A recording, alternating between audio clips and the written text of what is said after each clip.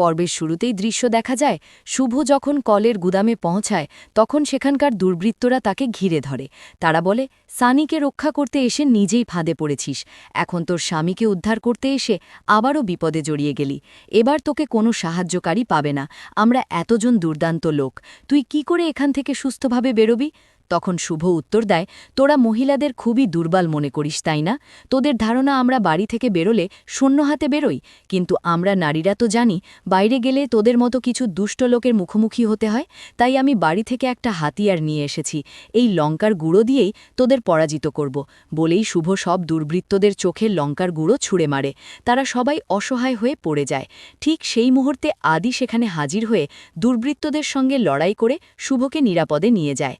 এদিকে অন্য একটা দৃশ্যে মোহনা হাতে পানীয়ের বোতল নিয়ে ঘরে খুব উচ্চস্বরে হাসছে। তখন সুমিত তাকে বলে, মোহনা, এখন রাত হয়েছে, সবাই ঘুমাচ্ছে, তুমি এত জোরে হাসো না, না হলে সবাই জেগে উঠবে। কিন্তু মোহনা তো পান করে উন্মাদের মতো হাসতেই থাকে এবং বলে, আমি কোনোদিনও দেখিনি যে কেউ আমার জন্য লড়াই করছে।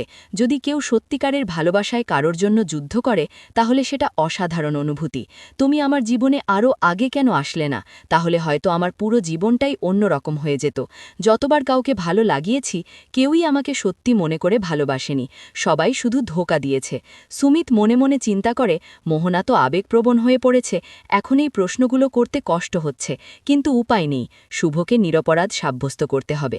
বলেই সুমিত মোহনাকে বলে, তুমি ঠিক বলেছ, যে যাকে ভালোবাসে তার জন্য যুদ্ধ করতে ভালো লাগে। যেমন শুভ আদিকে ভালোবাসে, এমনকি অয়না আকাশকে গভীরভাবে ভালোবাসে। কিন্তু একটা বিষয়, শুভ যে আকাশ আর অয়নার নিচে দাঁড়িয়ে বিয়ে হয়েছে এই খবরটা শুভ কি করে জেনেছে? সুমিতের কথা শুনে মোহনা আরও বেশি হাসতে শুরু করে এবং বলে, শুভ তো খুব সরল মোনা, তার চেয়ে বেশি সরল কেউ নেই। আমার ভাই তো সুপারম্যানের মতো, আমার ভাইয়ের বুদ্ধিমত্তার কাছে সবাই পরাজিত। পরে সুমিত জিজ্ঞাসা করে, বলো না সেদিন কি ঘটেছিল? আর শুভর মস্তিষ্কে যা চতুরতা, তোমার ভাইকে এক বাজার থেকে কিনে অন্য বাজারে বিক্রি করে দিতে পারে, আর তুমি শুভকে সরল বলছো? তখন মোহনা বলে, আমার ভাইয়ের কাছে সবাই সরল, আমার ভাই তো সুপার হিরো, তার কাছে সবাই হার মেনেছে। সুমিত বারবার জিজ্ঞাসা করে সত্যটা বলার জন্য। তখন মোহনা বলে, সব প্রমাণ আমার ভাইয়ের কার্যালয়ে রাখা আছে, সেখানে গেলেই পেয়ে যাবে। পরের অংশে দৃশ্য দেখা যায় বস্তিতে রায়না, সাধনা, রিনা আর অন্যান্যরা সবাই একসঙ্গে আছে। সেখানে গুরুদেব এসে বলে, সেই রাত থেকে সকাল হয়ে গেছে, এখনও সেই নতুন নারী ওদের ফিরিয়ে আনতে পারেনি। যারা সানিকে অপহরণ করেছে তাদের কবল থেকে উদ্ধার করা খুবই কঠিন কাজ, আর সেটা কোনো মতেই এমন সাধারণ নারী করতে পারবে না। গুরুদেবের কথা শুনে রায়না চেঁচিয়ে বলে, পারবে, আমার শুভদি সব কিছু করতে পারে। তখন গুরুদেব রায়নাকে আঘাত করতে চায়, কিন্তু না করে তার মাথায় হাত রেখে বলে, বিবাহের মতো পবিত্র কাজকে তোমাদের এই নতুন নারী সমাজের অপবিত্র আর অশোভন কাজে পরিণত করেছে। সেখানে তোমার কপালের সিঁদুর টিকবে কিনা সেটাই সন্দেহজনক, সানি জীবিত ফিরবে কিনা সেটাও তো জানা নেই। বলেই গুরুদেব রায়নার কপালের সিঁদুর মুছতে যায়। ঠিক সেই সময় পিছন থেকে শুভ বলে ওঠে, ঈশ্বর রক্ষা করেন, কে আঘাত করতে পারে?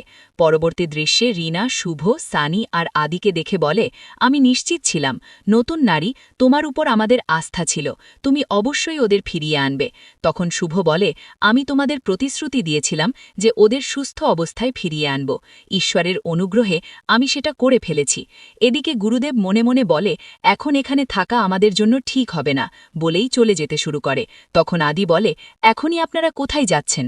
আগে পুরো ঘটনাটা শুনে নিন। তখন শুভ বলে, উনি তো সবকিছু জানেন, আগে থেকেই তার জানা উচিত ছিল, যেহেতু তিনি সবকিছু অন্তরে দেখতে পান, তাই সানি কখন কোথায় অপহরণ হচ্ছে এসব তো তার জানা থাকার কথা। পরে বস্তির একজন কাকু বলে, আমি তোমাকে ভুল বুঝে অনেক অপমান করেছি, আমাকে মাফ করে দাও। তখন শুভ বলে, ঈশ্বর কখনো কারো ক্ষতি চান না, তাই সবসময় ঈশ্বরের প্রতি আস্থা রাখা আমাদের কর্তব্য। ক্ষতি তো চান মানুষেরা, আর হয়তো সানির অপহরণের পিছনে এমন কোনো উদ্দেশ্য আছে। তাছাড়া যদি কেউ কাউকে সত্যিকারের ভালোবাসে তাহলে এমন তুচ্ছ লোকেরা কখনো তাদের বিচ্ছিন্ন করতে পারবে না।